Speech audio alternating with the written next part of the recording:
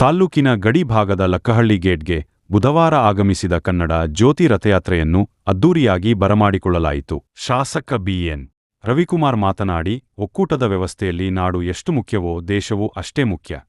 ದೇಶದ ಸ್ವಾತಂತ್ರ್ಯ ಹಾಗೂ ನಾಡು ಕಟ್ಟಿ ಬೆಳೆಸಲು ಶ್ರಮಿಸಿದ ಮಹನೀಯರ ದೇಶ ಪ್ರೇಮವನ್ನು ನಾವು ಅರಿತುಕೊಳ್ಳಬೇಕು. ಅವರು ಹಾಕಿಕೊಟ್ಟ ಮಾರ್ಗದಲ್ಲಿ ಸಾಗಬೇಕು. ಆ ಮೂಲಕ ಉತ್ತಮ ನಾಡನ್ನು ಕಟ್ಟಿ ಬೆಳೆಸಬೇಕು ಎಂದು ಹೇಳಿದರು. ನಾವು ಆಂಧ್ರಪ್ರದೇಶದ ಗಡಿಯಲ್ಲಿದ್ದು, ಇಲ್ಲಿ ತೆಲುಗು ಭಾಷೆ ಪ್ರಭಾವ ಹೆಚ್ಚಿದೆ. ಇಲ್ಲಿ ಕನ್ನಡ ಪರ ಕಾರ್ಯಕ್ರಮಗಳು ಹೆಚ್ಚೆಚ್ಚು ನಡೆಯಬೇಕು.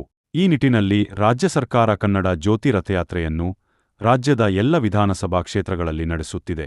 ಕನ್ನಡ ರಥವನ್ನು ಜಾತಿ, ಧರ್ಮ, ಪಕ್ಷ ಭೇದವಿಲ್ಲದೆ ಎಲ್ಲರೂ ಒಗ್ಗೂಡಿ ಸಂಭ್ರಮದಿಂದ ಬರಮಾಡಿಕೊಂಡಿದ್ದೇವೆ ಎಂದರು.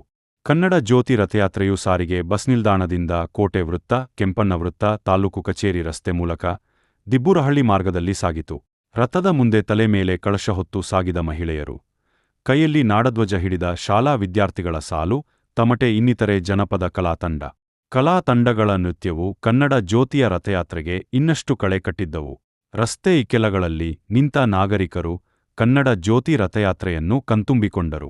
Tahsildar B N Swamy, Hemavathi, Narendrakumar, N Srinivas, Manjunath, N V Venkataswamy, K N Subbareddy, Bhaktarahalli Byregowda, Munikempanna, Raviprakash, Patel Narayanaswamy, Chalapathi, Ramachandra A Narayanaswamy, ನಾನಾ ಇಲಾಖೆ ಅಧಿಕಾರಿಗಳು, ಜನಪ್ರತಿನಿಧಿಗಳು, ಕನ್ನಡಪರ ಸಂಘಟನೆಗಳ ಕಾರ್ಯಕರ್ತರು ಮತ್ತು ಶಾಲಾ ವಿದ್ಯಾರ್ಥಿಗಳು ಭಾಗವಹಿಸಿದ್ದರು.